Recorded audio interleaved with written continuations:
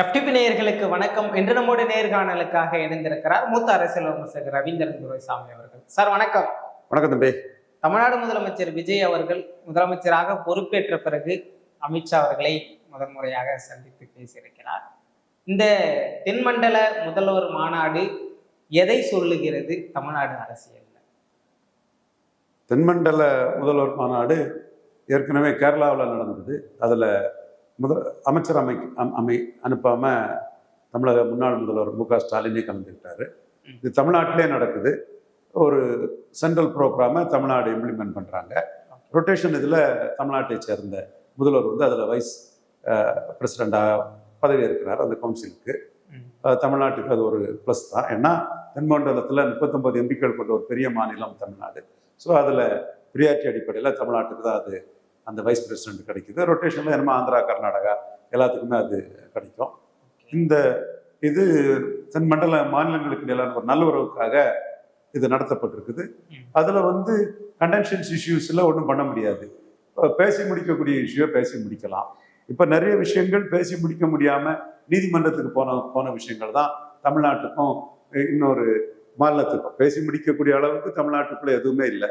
அடுத்தால இது போதைப் பொருள் கடத்தல், மீனவர்களோட நலன், எல்லை தாண்டி மீன் பிடித்தல், தண்ணீர், நீர்வளம், அந்த எல்லை பிரச்சனைகள். எல்லை பிரச்சனை இப்போ எதுவும் இல்லை. முன்னாடி எல்லை பிரச்சனை இருந்துட்டு இருந்தது. எல்லை பிரச்சனையில தான் நாங்கள் தமிழ்நாட்டில் நிறைய பேர் குண்டு சட்டிக்குள்ளே குதிரை ஓட்டுவான். என்ன பண்ணுவான்? குண்டு சட்டிக்குள்ளே குதிரை ஓட்டுவான். இப்போ நீங்கள் 2 எல்லை பிரச்சனை சம்பந்தமாக பக்கத்து மாநிலங்களோட ஒரு விஷயத்த சொல்கிறேன். கர்நாடகாவில் அந்த மகாராஷ்டிரா பார்டரில் நார்த் கர்நாடகாவில் இருக்கக்கூடிய அந்த மக்கள்லாம், மகாராஷ்டிரா ஒட்டி இருக்கக்கூடிய மக்கள்லாம் இந்த பகுதியை பெல்காம் ரீஜன் நினைக்கிறேன், இந்த பகுதியை மகாராஷ்டிராவோட சேர்மன்னு சொல்லி தேர்தலில் கண்டஸ்ட் பண்ணுவாங்க. மகாராஷ்டிரா எக்சிம்காம் சமிதி, மகாராஷ்டிராவோடு இந்த பகுதியை சேர்க்க வேண்டிய அமைப்புன்னு போட்டு 5 எம்எல்ஏக்கள் பல சட்டமன்ற தேர்தல்களில் 5-6 பேர் ஜெயிப்பான். அதே மாதிரி கோவாவை மகாராஷ்டிரா கூட சேர்க்கணும்னு கோவாவில் உள்ள மகாராஷ்டிரியர்கள் தேர்தலில் நின்று வெற்றியே பெற்றுட்டான். ஆனா தேவிகுளம் பீர்மேட்டில் ஒரு தேவிகுளம் பீர்மேடை தமிழ்நாட்டோட சேர்க்கணும்னு சொல்லலை. யாராவது அப்படி சொன்னாலோ அதுக்கு அவங்க எலெக்ஷன்ல நின்று ஓட்டு எடுத்தாங்கன்னு காட்டுங்க, நான் மறுத்துக்கிறேன். நெடுமாறன் சொன்னாரு, மார்ஷல் நேசமணி சொன்னாரு, ஐயா தானிலிங்க நாடார் சொன்னாரு, மாப்போசி சொன்னாரு, PS மணி அண்ணாச்சி சொன்னாரு. இப்படி இங்க தமிழ்நாட்டை சேர்ந்த பலரும் சொல்லியிருப்பாங்களே தவிர தேவிகுளம் பீர்மேட்டுக்காரன் எவனாவது தமிழ்நாட்டில் கூட சேரணும்னு சொன்னானா? நீ ஊடகத்துல பேசுற, விவாதத்துல பேசுற, எவனாவது ஆதாரம் இருந்தா பேசு. ஐயா இவரு கஸ்தூரி பிள்ளை மகன் காந்தராஜ் ஐயா சொல்லு, அல்லது தீக்காவில் உள்ள சகோதரர்கள் சொல்லு. ஏன் சொல்றோம்னா, இந்த சென்ட்ரல் ஸ்டேட் ரிலேஷன் தாண்டி மாநிலங்களுக்குள்ள உறவு தொடர்பா இந்த மண்டல மாநில முதல்வர்கள் கூட்டம்ங்கிறதுல இது ஒரு முக்கியமான புள்ளி. அப்போ தமிழ்நாட்டுக்கும் இன்னொரு இதுக்கும் எல்லை பிரச்சனையே இல்லை. கண்ணகி கோயில் பிரச்சனை நமக்குரியதுன்னு நம்ம கொஞ்ச நாளைக்கு முன்னாடி வந்தது. ஸோ இதுல போதைப் பொருள் கடத்தல், எல்லை தாண்டி மீன் பிடித்தல், நிலம் எல்லையில உள்ள இப்படி பல பிரச்சனைகளை சுமூத்தா பேசி சீக்கிறதுக்கு தான் இந்த மாநாடு. ஸோ இந்த மாநாட்டில் நடத்தக்கூடிய தீர்மானங்கள் எல்லாம் ஒரு ஆலோசனை பெருமான இதை இருக்குமே தவிர அட்வைசரி நேச்சரை தவிர ஒரு மேண்டேட்டரியோ கம்பல்ஷனோ கிடையாது. கோர்ட்டுக்கு போகலாம். இதுதான் அங்கே உள்ள நிலைமை. இதுல எல்லை பிரச்சனை வரும்போது தான் நான் தேவிகுளம் பீர்மேட தமிழ்நாட்டோட சேர்க்கணும்னு எவனும் ஓட்டு போடல, நிற்கல. கோவாவில் நின்னா பெங்களூர்ல கர்நாடகாவில் நின்னாங்கிறத சிலர் குண்டுச்சட்டிக்குள்ள ஒருத்தவங்களுக்கு கண் திறப்பதுக்காக நான் அதை பேசினேன். மற்றபடி அதில் வேற உள்நோக்கங்கள் எதுவும் இல்லை. இந்த கூட்டம் அமித்ஷாவுக்கு ராகுல் காந்திக்கு நேரடி முதல்வர்களையும் ராகுல் காந்தியோட கூட்டணி இருக்கக்கூடிய முதல்வர்களையும் பார்த்து பேசுறதுக்கு ஒரு வாய்ப்பு கிடைச்சிருக்குது. இது பிரைம் மினிஸ்டர் தலைமையில தான் நாங்கள் கலந்துக்கோன்னு சொல்லாம அமித்ஷாவை மதிச்சு அவர் செகண்ட் பவர்ஃபுல் பர்சன் இன் இந்தியாங்கிற அளவுக்கு அமித்ஷாவை மதிச்சு மற்ற எல்லா முதல்வர்களும் தங்களுடைய அமைச்சர்கள் அனுப்பாம அவங்களே நேரில் கலந்துருக்கிறாங்க. தமிழ்நாட்டில் நடத்துகிற விஜயும் அதில் கலந்துருக்கிறார். அது பாராட்டத்தக்கது. 2022க்கு பிறகாக இந்த மாநாடு இப்பொழுதுதான் இந்த வருடம் நடைபெறுகிறது. விஜய் அவர்களுக்கு இந்த மாநாட்டின் துணைத் தலைவர் பதவி கொடுக்கப்படுகிறது. தமிழ்நாட்டில் நடக்கிறது. இதுல பாஜகவின் அரசியல் எதுவுமே கிடையாதா? வியூக ரீதியா என்ன வேணா நீங்க சொல்லிடுங்க. மோடியையே இவரு பினராயி விஜயன் கேரளாவில் நடத்தும் போதே முண்டு மோடின்னு தான் சொன்னாங்க. அதுவும் ஒரு கீழ்த்தரமா இழிவான தொழில் ரீதியா மோடியையும் விஜயனையும் ஒப்பிட்டு பேசி கூட கேவலமா பேசின இழிவான நபர்கள் கேரளாவுக்குள்ளே இருந்தாங்க. அதே மாதிரி ரேவந்த் ரெட்டி மோடிக்கு ஆளுன்னு தான் சொல்றாங்க. மோடிக்கு ஆளு தான் ரேவந்த் ரெட்டிங்கிறதான் பிஆர்எஸ் காலையில இருந்து சாயங்காலம் வர கிறிஸ்டின் முஸ்லீம் ஓட்டுக்காக சொல்றாப்புல. அதே மாதிரி டி.கே. சிவகுமாரும் யோகியை பாராட்டினாரு, RSS பாராட்டினாரு.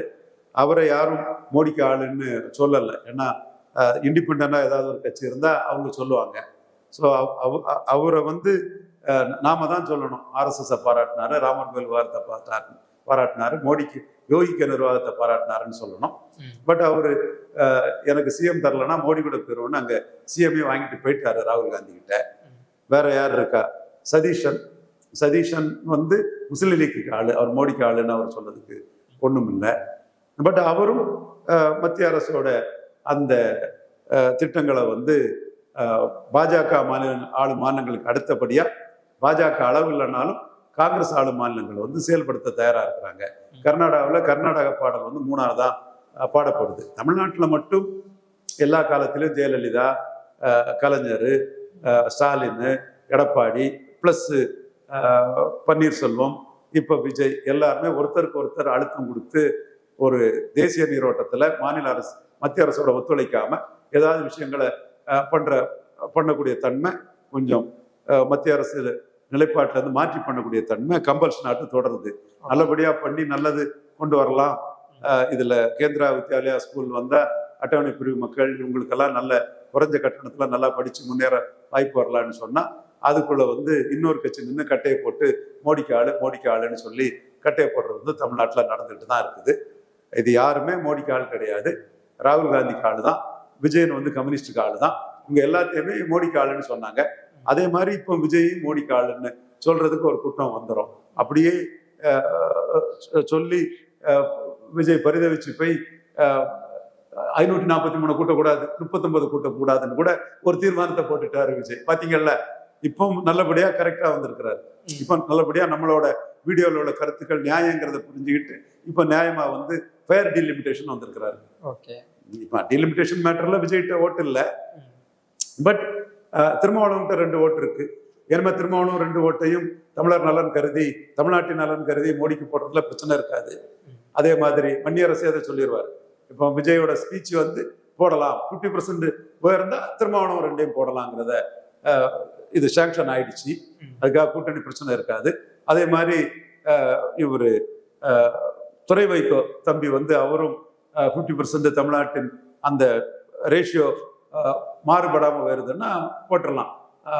தமிழக முதல்வர் விஜயோட ஸ்பீச்சோட டெக்ஸ்ட் பார்த்தேன், அதை காட்டுது, பாராட்டுறேன். நான் இது உடனே கண்ணை மூடிட்டாதான் நான் யாரையும் குறை சொல்லக்கூடிய பழக்கம் கிடையாது. மோடிக்கு கான்ஸ்டிடியூன்ட் நிறைவேறணும் எங்களுக்கு, அவ்வளவுதான். அதுக்கு விஜய் தன் கூட்டணியில இருக்கக்கூடிய இந்த 3 எம்பிக்களுக்கு கிளீன் சீட் கொடுத்து விட்டுட்டாரு. கூட்டணி அவங்க இண்டிபெண்டன்ட் பார்ட்டி, கூட்டணி பிரச்சனை வராது. அதனால விஜயை சொல்லி போடும்போது அந்த கூட்டணி வராது. என்ன குற்றச்சாட்டு சொன்னேன்? ஃபேர் டீலிமிட்டேஷன் சொன்ன மதிமுகவும் விசிகாவும் கூட்டணிக்காக மாத்தி மறிச்சு பேசுறாங்கிறதா உங்ககிட்டே கண்டிச்சேன். தமிழர் நலன் பெருசா, விஜய் ராகுல் கூட்டணி பெருசானா விஜய் ராகுல் கூட்டணி திருமாவளவன் போயிட்டாருன்னு சொன்னேன். இப்போ அது பிரச்சனை இல்லை, அதானே விஜய் காட்டுறது. இதே மாதிரி தமிழ்நாட்டில் உள்ள கம்யூனிஸ்ட் எம்பிக்களும், ஸ்டாலினால ஜெயித்த கம்யூனிஸ்ட் எம்பிக்களும் அதை போட்டா நல்லா இருக்கும். சுப்பாராயெல்லாம் மனச்சாட்சி உள்ள மனிதர், சுப்பாராயெல்லாம் மனச்சாட்சி உள்ள ஒரு பெரிய மனிதர். அவரும் தமிழ்நாட்டின் நலனுக்கு இதுதாங்கிறத சொல்லணும். இவர்கிட்ட உங்க வீரபாண்டியனா சிபிஎம் சிபிஐ கன்ஃபியூஷனா இருக்குது. வீரபாண்டியனா சண்முகமா உங்க செக்ரட்டரி யாரோ அந்த செக்ரட்டரி கிட்ட அந்த 4 பேரும் சொல்லணும், தமிழ்நாட்டின் நலனுக்காக நம்ம மோடி கொண்டு வர்றதுக்கு போடுறது தப்பு இல்லையா, நம்ம அதை போட்டுருவோம். இன்னைக்கு நம்ம அவுட் சைட் சப்போர்ட் கொடுக்கக்கூடிய விஜயே அந்த சதர்ன் ஸ்டேட் கவுன்சில்ல இதைத்தான் பேசியிருக்கிறாருன்னு சொல்லணும். அந்த ஒரு பாதையை விஜய் இன்னைக்குள்ள பேச்சு மூலமா திறந்து விட்டுறது வந்து வரவேற்கத்தக்கது, பாராட்டத்தக்கது. நம்ம அவர் என்ன பண்ணாலும் குறை சொல்றதுக்கு நம்ம இல்லை. விஜய் அவர்கள் அவரு 543 கூடக்கூடாது, 39 கூடக்கூடாதுங்கிறது தமிழ்நாட்டுக்கு அநீதி. ஏன்னா அப்படி நடக்காது. அந்த இடம் உதயநிதி ஸ்டாலின் பேச்சு அதுல ஹைலைட் ஆயிட்டு, வில்சனுக்கு அந்த அட்வொகேட், ஒரு திறமையான அட்வொகேட் வில்சன், அவரோட கருத்துங்க ப்ரிவேல் ஆகுது. அப்போ மோடி நினைச்சா கான்ஸ்டியூஷன் அமெண்ட்மெண்ட் இல்லாமலே ஆட்டோமேட்டிக்கா ஒன் ஓட் ஒன் வேல்யூன்னு பண்ணிட்டு போயிடலாம். அப்ப தமிழ்நாட்டின் நிலைமை, உதயநிதி ஸ்டாலின் சொன்னாரு, விஜய் கேட்காம கோட்டை விட்டுட்டாருன்னு வரலாற்று தவிர விஜய் செய்ததாட்டு வரும். இப்போ அது இல்லாத வகையில இந்த கவுன்சில்ல ஃபேர் டீலிமிட்டேஷனுக்கு பேசி தன்னை காப்பாத்திக்கிட்டாரு விஜய். ஓகே, பாஜகவோடு விஜய் நெருக்கம் காட்டுவது இந்த காங்கிரஸ் அழுத்தத்திற்கு அடிபணியாமல் இருக்க ஒரு யுக்தியாவும் பார்க்கலாம்ல? தாராளமா பார்க்கலாம். ஒவ்வொரு கட்சிகளும் தங்களுக்குள்ள லாபத்துக்கு தான் அரசியல் பண்ணுவாங்களே தவிர, மற்றவங்களை பயன்படுத்திக் கொள்வாங்களே தவிர, மற்றவங்களுக்கு வந்து பைண்டிங்கா யாரும் இருக்க மாட்டாங்க. திருமாவளவன் அந்த மாதிரி தான். இப்போ அவருக்கு வந்து ஏன் தாவேகா கூட்டணின்னு சொல்றாரு? திமுக கூட்டணியில 8க்கு 2 எடுத்து 70% தோத்துட்டாரு. மீண்டும் மீண்டும் நான் சொல்றேன், திருமாவளவன் திமுக கூட்டணியில ஜெயிக்க முடியாதுன்னு தான் தாவேகா கூட்டணி சொல்றாரு. இதை சொல்லுவாருங்கிறத 3 மாசத்துக்கு முன்னாடியே நான் சொன்னேன். ஸோ அவர் நன்மைக்கான அரசியல் அவர் பண்றாரு. அதே மாதிரி ஒன்னா இருந்தாலும் ஒன்னா கணத்துக்குள்ள யாரும் குதிக்க மாட்டாங்க, ஒன்னா சாப்பிடுவாங்க. ஸோ அந்த வகையில காங்கிரஸ் கூட இருந்தாலும் காங்கிரஸுக்கு நோ டீலிமிட்டேஷன் தீர்மானத்தை போட்டது தவறுங்கிறத விஜய் ரியலைஸ் பண்ற மாதிரி தான் அவருக்கு பேச்சு இன்னைக்கு ஃபேர் டீலிமிட்டேஷனுக்கு பேசுறது காட்டுது. அதை வரவேற்கணும் நம்ம. விஜய் வந்து மோடியின் ஆளு அப்படின்னு சொல்லுவது வந்து விமர்சனமா பார்த்தாலும் கூட அது திமுகவிற்கு ஒரு பெரும் நெருக்கடியோ? மோடிக்கு இப்போ வந்து விஜய் தேவையில்லை, ஸ்டாலின் 22 தான் தேவை, திருமாவளவனுக்கு 2 தான் தேவை, இவரு மதிமுக தம்பி துறை வைக்கோக்க 1 தான் தேவை. ஒரு 8 இது குறையுது.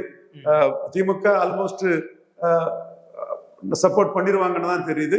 அவங்களுக்காகவும் சரத்பவருக்காகவும் தான் வந்து ஃபாரின் கான்ட்ரிபியூஷன் ரெகுலேஷன் ஆக்ட் அமெண்ட்மெண்ட்டை ஜாயிண்ட் பார்லிமெண்ட் கமிட்டிக்கு போட்டிருக்காங்க.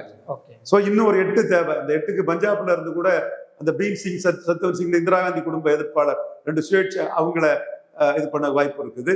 அஸ்ஸாமில் ஒருத்தர் இருக்கிறாரு, தென் சிக்கிம் அந்த ஏரியாவில் ஒருத்தர் இருக்கிறாரு. கேரளா காங்கிரஸை பிடிக்கலாம். கேரளாவுக்கு 30 கிடைக்குது இல்ல, அப்ப கேரளா காங்கிரஸ் அவங்களுக்கும் ஒரு எம்பி 2-3 ஆகும்ல, அதுல 1 வர வாய்ப்பு இருக்குது. சசி தரூர் ஓட்டு போட மாட்டாரு.